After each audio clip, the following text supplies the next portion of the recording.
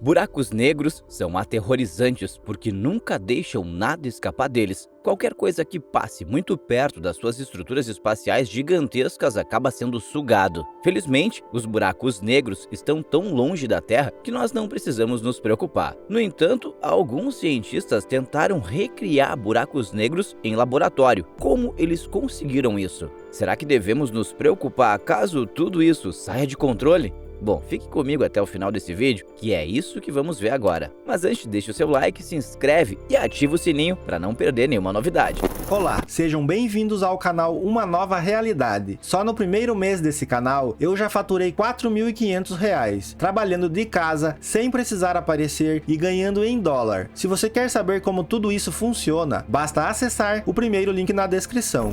Não é segredo que devemos ficar o mais longe possível de buracos negros. Eles rasgam e engolem estrelas enormes, naves espaciais e até luz. São grandes quantidades de matéria captadas em áreas minúsculas. Pense em uma estrela 10 vezes mais massiva que o Sol, espremida em uma esfera com aproximadamente metade do tamanho da cidade de São Paulo. O resultado é um campo gravitacional tão forte que nada, nem mesmo a luz, pode escapar. Mas de onde vêm esses objetos monstruosos e como eles acabam com tanta força gravitacional? Alguns de vocês podem não saber, mas os buracos negros em suas vidas anteriores já emitiram luzes brilhantes. Isso porque a maioria dos buracos negros se forma a partir dos restos de uma estrela gigante que morre em uma explosão de supernova. Estrelas menores tornam-se estrelas de nêutrons densas, que não são massivas o suficiente para capturar a luz. Se a massa total da estrela for grande o suficiente, cerca de 3 vezes a massa do Sol, pode-se provar, teoricamente, que nenhuma força pode impedir que a estrela entre em colapso sob a influência da gravidade. No entanto, à medida que a estrela entra em colapso, ocorre uma coisa estranha. À medida que a superfície da estrela se aproxima de uma superfície imaginária chamada horizonte de eventos, o tempo na estrela diminui em relação ao tempo mantido por observadores distantes. Quando a superfície atinge o horizonte de eventos, o tempo para a estrela não pode mais entrar em colapso. É um objeto em colapso congelado. A ideia de um objeto no espaço tão massivo e denso que a luz não poderia escapar existe há séculos. Mas notoriamente os buracos negros foram previstos pela teoria da relatividade geral de Einstein. Essa teoria mostrou que quando uma estrela massiva morre, ela deixa para trás um pequeno e denso núcleo remanescente. E se a massa do núcleo for mais do que cerca de 3 vezes a massa do Sol, a força da gravidade supera todas as outras forças e produz o que conhecemos como buraco negro.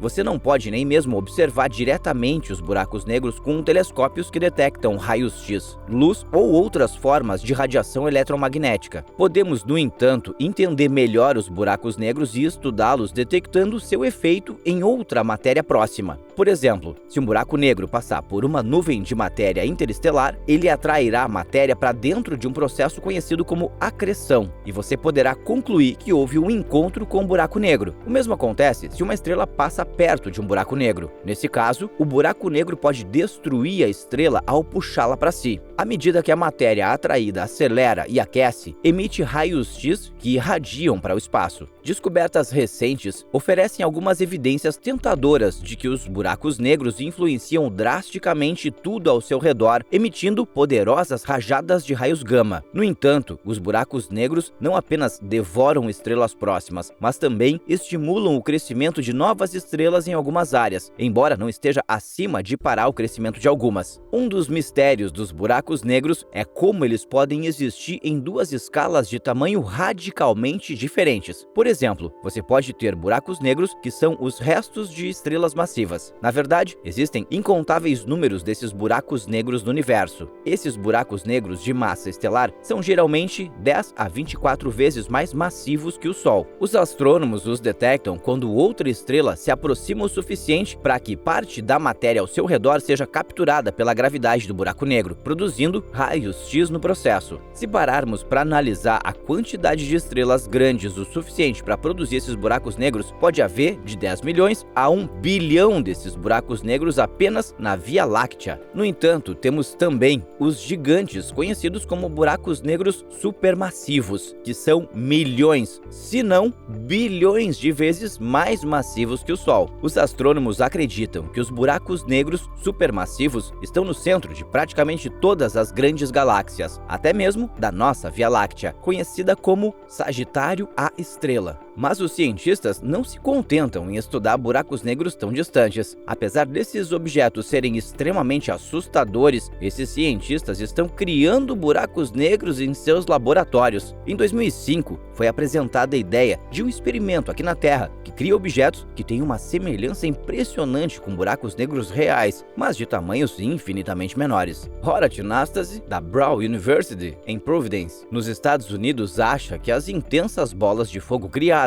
em um experimento de destruição de átomos no Laboratório Nacional Brookhaven, em Nova York, é muito parecido com buracos negros reais. O trabalho do professor Nastase era basicamente teórico, e a quantidade de matéria envolvida em experimentos típicos de aceleradores de partículas era relativamente pequena, mas um buraco negro ainda é um buraco negro. O colisor relativístico de íons pesados em Brookhaven jogou os núcleos de grandes átomos, como o ouro, junto a uma velocidade próxima à da luz. A colisão que se seguiu criou calor suficiente para produzir um plasma 300 milhões de vezes mais quente que a superfície do Sol. Por um momento, os núcleos se dividiram em seus pedaços constituintes ou partículas chamadas quarks e gluons, um estado da matéria que não existia desde um microsegundo após o Big Bang, que deu início ao universo. Analisar esse processo geralmente envolve física quântica, que é muito complicada, mas o professor Nastase decidiu tentar uma abordagem diferente e usar a teoria das cordas. Ele mostrou que o núcleo da bola de fogo tinha algumas das características de um buraco negro. A bola de fogo estava absorvendo 10 vezes mais partículas do que qualquer cálculo da física quântica poderia prever. Ele disse que as partículas estavam desaparecendo na bola de fogo antes de voltar como radiação térmica, em vez de buracos negros reais que sugam matéria ao redor e reemitem radiação Hawking.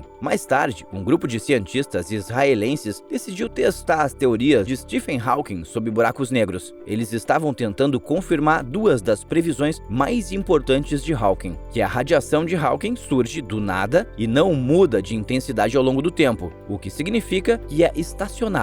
Um coautor do estudo, o professor associado de física Jeff Steinhauer, disse que um buraco negro deve irradiar como um corpo negro, essencialmente um objeto quente que emite radiação infravermelha constante. Hawking sugere que os buracos negros são como estrelas regulares, que liberam um certo tipo de radiação o tempo todo. Era isso que eles queriam confirmar em seu estudo. O buraco negro que os pesquisadores fizeram no laboratório era feito de um gás fluido de aproximadamente 8.000 átomos de rubídio. Eles foram resfriados a quase zero absoluto e mantidos no lugar por um laser. Eles criaram um estado misterioso da matéria, conhecido como condensado de Bose-Einstein, ou BEC, que permite que milhares de átomos ajam juntos em unissono, como se fossem um único átomo. Os cientistas usaram outro feixe de laser para criar um penhasco de energia potencial, o que fez com que o gás fluísse como água correndo por uma corredeira, criando um horizonte de eventos onde metade do gás estava fluindo mais rápido que a velocidade do som, a outra metade mais lenta. Neste experimento, a equipe estava procurando pares de fônons, ou ondas sonoras quânticas, em vez de pares de fótons, formando-se espontaneamente no gás. Um fônon, na metade mais lenta, poderia viajar contra o fluxo de gás longe do penhasco, enquanto o fônon da metade mais rápida ficou preso na velocidade do gás supersônico fluindo, como explicou Steinhauer. Era como tentar nadar contra uma corrente mais rápida do que você aguenta, o que espelha estar em um buraco negro, porque é impossível alcançar o horizonte uma vez que você está dentro. Uma vez que encontraram esses pares de fônons, os pesquisadores tiveram que confirmar se eles se correlacionavam e se a radiação Hawking permanecia constante ao longo do tempo. Esse processo foi complicado porque toda vez que eles tiravam uma foto de seu buraco negro, ele era destruído pelo calor criado no processo. Isso fez com que a equipe repetisse seu experimento 97.000 vezes. Eles reuniram mais de 124 dias de medições contínuas contínuas para encontrar os padrões. Eles ficaram tão felizes que seu esforço valeu a pena porque mostraram que a radiação Hawking era estacionária, o que significa que não mudava com o tempo, assim como o falecido físico previu. Outro grupo de cientistas do Instituto Max Planck de Astrofísica, na Alemanha, tornou-se o primeiro a combinar os efeitos físicos da teoria geral da relatividade de Einstein com modelos realistas de densidade estelar. Eles usaram uma simulação que incluiu estrelas virtuais variando de 1/10 a 10 vezes a massa do Sol. As 8 estrelas virtuais contornaram um buraco negro com 1 milhão de vezes a massa do Sol nas simulações feitas com supercomputadores. À medida que se aproximam, todos são esticados e deformados pela gravidade do buraco negro. Alguns são totalmente separados em um longo fluxo de gás, um fenômeno cataclísmico chamado evento de ruptura das marés. Outros são apenas parcialmente interrompidos, retendo parte de sua massa e retendo as suas formas regulares após seus encontros horríveis. Os pesquisadores descobriram que não era a massa que determinava quais estrelas sobreviveriam. Em vez disso, sua sobrevivência depende mais de suas densidades. A equipe também investigou como outras características, como diferentes massas de buracos negros e aproximações estelares, afetam os eventos de ruptura das marés. Mas e aí, você acha seguro esses cientistas estarem criando minúsculos buracos negros em seus laboratórios? Deixa aqui pra gente nos comentários. Te vejo no próximo.